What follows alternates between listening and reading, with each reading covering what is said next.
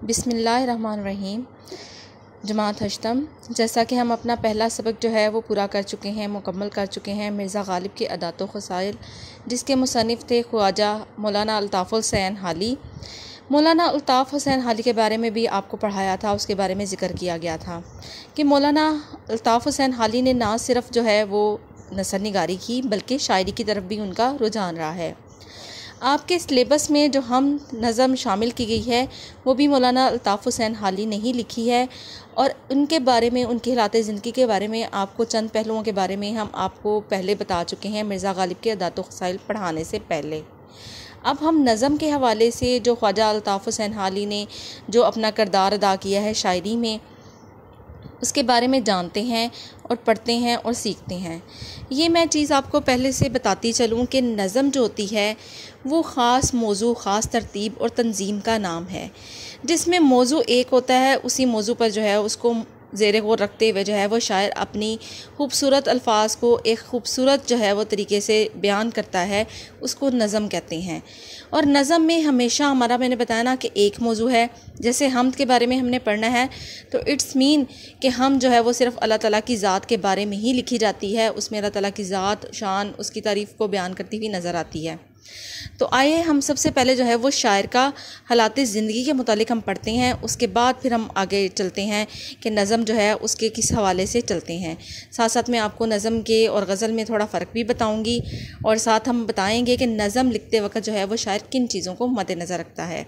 सबसे पहले जो है वो शायर का हालात ज़िंदगी। ख्वाजा अल्ताफ़ हुसैन हाली 1837 में पैदा हुए और 1914 में उन्होंने वफ़ात पाई। ख्वाजा अल्ताफ़ हुसैन हाली पानीपत में पैदा हुए। इनका ताल्लुक़ अंसारियों के एक मुअज़्ज़ज़ ख़ानदान से था जो ग़ियासुद्दीन बिलबन के ज़माने में हेरात से हिंदुस्तान आया, फिर यहीं का होकर रह गया। इनके वालिद ख्वाजा इज़्ज़ बख्श ने इंतहाई उसरत और तंगदस्ती में ज़िंदगी गुजारी। उसरत भी तंगदस्ती मतलब कहते हैं कि गरीबी के आलम में जो है वो तंगदस्ती का मतलब ये है कि पैसों की कमी होना, मतलब हालात अच्छे ना होना। हाली अभी 9 साल के थे कि उनके वालिद का इंतकाल हो गया। बड़े भाई और बहन ने हाली की परवरिश की। 17 साल की उम्र में इनकी रजामंदी के बगैर इनकी शादी कर दी गई।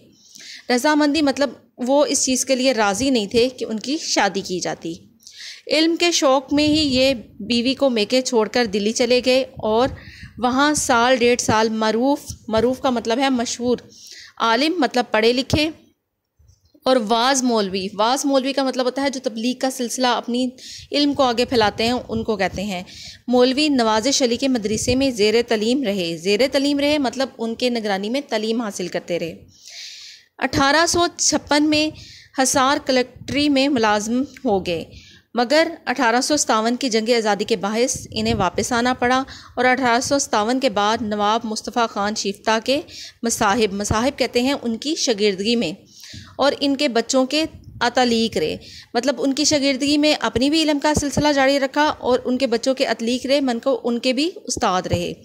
इसी ज़माने में उन्होंने शायरी और मिर्ज़ा ग़ालिब की शागिर्दी इख्तियार की, यानी शायरी के लिए उन्होंने जो है वो मिर्ज़ा ग़ालिब की शागिर्दी जो है वो इख्तियार की। गवर्नमेंट बुक डिपो लाहौर और एंग्लो बुक स्कूल दिल्ली में मुलाजमत की, और 1904 में इन्हें जो है वो शम्सुल उलमा का ख़िताब मिला। ये आपको मैं पहले बता चुका हूँ, शम्सुल उलमा का ख़िताब जो है वो उन लोगों को दिया जाता है उनकी अच्छी कारकर्दगी पर, इल्मी कारकर्दगी की बिना पर उन्हें जो है वो शम्सुल उलमा का ख़िताब दिया गया। मौलाना हाली का शुमार अदब के अहम शायरों, नसर निगारों और तनकीद नगारों में भी होता है, कि मतलब शायरों में भी उन्होंने अपना जो है लोहा मनवाया, नसर निगारी भी की, और तनकीद नगारी भी जो है वो उनके मैदान का सबसे अहम हिस्सा थी।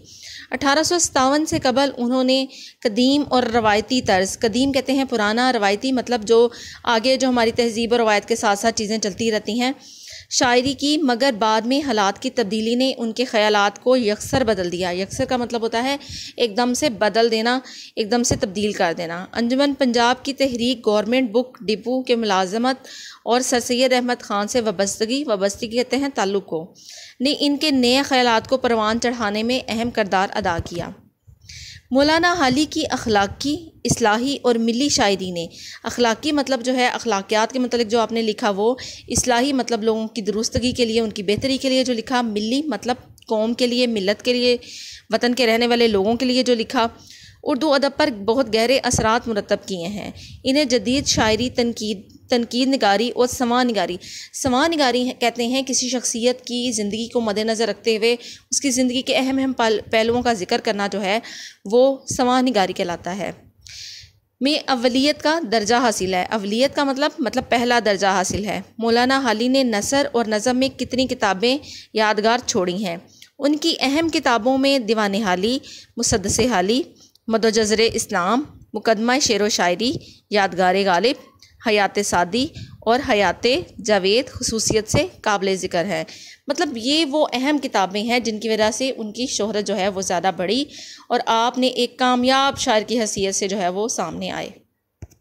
आइए हम हाली की अब नज़म हमद के बारे में पढ़ते हैं, जहाँ उन्होंने खूबसूरती से अल्लाह ताला की ज़ात पाक की सिफ़ात को, खूबियों को कितनी खूबसूरती से बयान किया है। उससे पहले मैं आपको नज़म और गज़ल में फ़र्क बताना चाह रही हूँ। नज़म ये होता है कि हम ख़ास तंजीम और तरतीब के साथ जो है वो लिखते हैं, उसमें एक ख़ास रब्त और तसलसल पाया जाता है। रदीफ़ काफ़िए का बहुत अच्छे तरीके से ख्याल रखा जाता है और नज़म एक ख़ास मौजू के गिर्द घूमती है। नज़म का मौजू जो है वो एक ही रहता है। जैसे अब शायर यहाँ पे अल्लाह ताला की ज़ात के बारे में बात कर रहा है तो वो सिर्फ़ उसी की बात करेगा, उससे हटकर बात नहीं करेगा। जबकि गज़ल में ये होता है कि गज़ल में जो शायरी की है वो इकसाम दूसरी आ जाती है। गज़ल का सिलसिला जो है वो ईरानियों से शुरू किया गया। ये औरतों के हुस्न के बारे में बातें शुरू की गई, लेकिन बाद में ये तब्दील होते होते हुस्न व इश्क की मुख्तलिफ़ कैफ़ियत को जो है वो बयान करने का नाम जो है वो गज़ल हो गया। मतलब जो आपके एहसास, जज्बात हैं, वक्त और हालात के साथ जो तब्दील होते रहते हैं वो गज़ल कहलाते हैं। गज़ल के जो पहला शेर होता है जिसमें शायर पहला जो बयान करता है उसको मतला कहते हैं। इसी तरह नज़म के भी पहला शेर जो होता है वो मतला कहलाता है और सबसे आखिरी शेर जहाँ पे शायर अपना तखल्लुस इस्तेमाल करता है वो उसका तखल्लुस जो करता है उसको मक्ता कहते हैं। यानी कि नज़म में मतला और मक्ता का भी ख्याल रखा जाता है। गज़ल में मतला का ख्याल रखना जो है वो ज़्यादा ज़रूरी होता है और ये भी ज़रूरी होता है कि रदीफ़ और काफ़िया जो है पहले शेर में तो लाजमन ही होने चाहिए। इसीलिए आपको बता दूं कि नज़म जो है वो गज़ल से थोड़ी मुख्तलिफ होती है कि नज़म में जो है वो एक मौजू होता है, उसी के बारे में बात की जाती है, जबकि गज़ल में जो है हम अपने जज्बात और एहसास जो हैं वो वक्त और हालात के साथ बदलते हैं। गज़ल का पहले शेर में कुछ होता है, हमारे जज्बात दूसरे शेर में कुछ हो जाते हैं, लेकिन नज़म जो है वो एक मौजू के गिर्द ही घूमती रहती है। आइए अब हम हमद के बारे में पढ़ते हैं और साथ साथ में आपको पढ़ाने के साथ साथ मैं आपको ये भी बताना चाहूँगी कि बेटा कि जब हम नज़म लिखते हैं तो नज़म में भी रदीफ़ काफ़िए का ख़ास ख्याल रखा जाता है।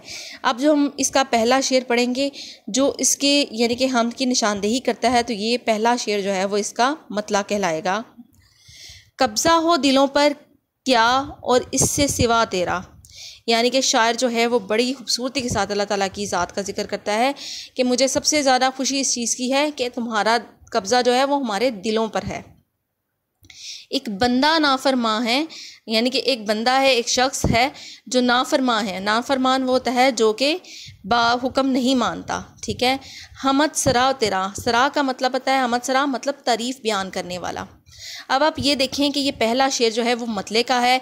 इसमें जो एंड पे इस्तेमाल किया गया है तेरा और तेरा, जो तेरा इस्तेमाल किया गया है वो इसका मतलब है कि ये रदीफ़ है। और उससे पहले आप देखें सिवा और सिरा, मतलब दोनों के एंड पे अलिफ अलिफ आ रहा है, ये हम आवाज़ अल्फाज हैं, ये हमारे काफ़ियाँ हैं। मतलब ये है कि हमद में हम रदीफ़ और काफ़िए को ख़ास तौर पर मद्देनज़र रखते हैं ताकि एक रब्त और तसलसल जो है वो कायम रहे। यहाँ शायर जो है वो बड़ी खूबसूरती से बयान करता है कि ए अल्लाह मेरे दिल पर तेरी ही हुक्मरानी है, तेरा ही कब्ज़ा है, तू ही मेरे दिल का मालिक है। अगरचे मैं एक हुक्म ना मानने वाला बंदा हूँ मगर फिर भी मैं जो है वो तेरी ही ज़ात की तारीफ़ बयान करता हूँ। क्यों? क्योंकि इंसान गम में हो, खुशी में हो तो अल्लाह ताला का शुक्रिया अदा करता है, गम में हो, तकलीफ़ में हो तो वो उसी से मदद मांगता है, क्योंकि अल्लाह ताला ही सबकी मुश्किलात और परेशानियों को दूर करने का सबसे बड़ा ज़रिया है। अल्लाह ताला ने इंसानों को बनाया है और अल्लाह ताला ही हर चीज़ का खालिक व मालिक है। अल्लाह ताला को मुखातिब करते हुए शायर कहता है कि अल्लाह ताला मेरे दिल पर तेरी ही हुक्मरानी है, तेरा ही कब्ज़ा है।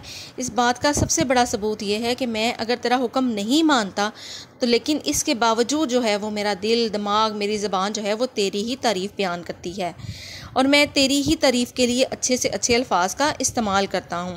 वो कहता है दुनिया में तुमने मुझे बेशुमार नेमतें अता की हैं, इतने तुम्हारे एहसानात हैं कि जिनका शुक्र अदा करते करते मैं थक सकता हूँ, लेकिन तुम्हारे एहसानात ख़त्म नहीं हो सकते। अल्लाह ताला ही हर चीज़ का राज़िक व मालिक है। हमें अल्लाह ताला की ही इबादत करनी चाहिए और उसी से मदद मांगनी चाहिए। यहाँ शायद सादे से सादे अल्फाज में जो है वो अल्लाह ताला की ज़ात बारी ताला को बयान करता हुआ जो है वो नज़र आता है और ये कहता है कि दिल के हर गोशी में जो है वो अल्लाह ताला की मोहब्बत जो है वो समाई हुई है और अल्लाह ताला ही है जो इंसान को रिस्क देने वाला, इंसान को हर नेमत से नवाजने वाला है। अल्लाह ताला जो फर्मा बरदार बंदे हैं तुम उनको भी नवाजते हो, उनको भी नेमतें अता करते हो और उन बंदों को भी नवाजते हो जो तुम्हारा हुक्म नहीं मानते। वो कहते हैं मैं भी एक ऐसा ही बंदा हूँ कि मैं अगरचे तुम्हारा हुक्म नहीं मानता लेकिन फिर भी तुमने मुझे अपनी नेमतों से महरूम नहीं रखा, फिर भी मुझे तुम्हारी नेमतें जो है वो मिलती हैं। हर हाल में जो है मैं तुम्हारा शुक्र अदा करता हूँ। बेटा आपने जो शायर के हालात ज़िंदगी से मुतल्लिक मैंने आपको क्वेश्चन दिए हुए हैं। असाइनमेंट में क्वेश्चन नंबर 1 है, उसको आपने बागौर सवालों को पढ़ के फिर आपने जवाब देने हैं और ये आपके पेपर में भी शामिल किए जाएंगे। इसी तरह हम्द का आज मैंने आपको शेर नंबर 1 की तशरीह करवाई है। आपने शेर नंबर 1 की तशरीह आपने अपने अल्फाज में अच्छे तरीके से करनी है और कोशिश करनी है जो शेर का पहला मिसरा है, यानी कि शेर की जो पहली लाइन है वो पहला मिसरा कहलाती है, शेर की जो दूसरी लाइन है वो दूसरा मिसरा, यानी कि 2 मिसरे जब आपस में मिलते हैं तो ये हमारा शेर मुकम्मल हो जाता है। आपने इन दोनों मिसरों की जो है वो तशरीह जो है आपने पूरे शेर की 2 पैराग्राफ में करनी है और दरमियान में आपने अल्लाह ताला की ज़ात को, उसकी शान के बारे में कोई खूबसूरत शेर ऐड करना है, पहले भी यानी कि दरमियान में भी और सबसे एंड में भी। और इस तशरीह को आपने मज़ीद खूबसूरत से खूबसूरत तरीन राइटिंग में लिखना है। शुक्रिया।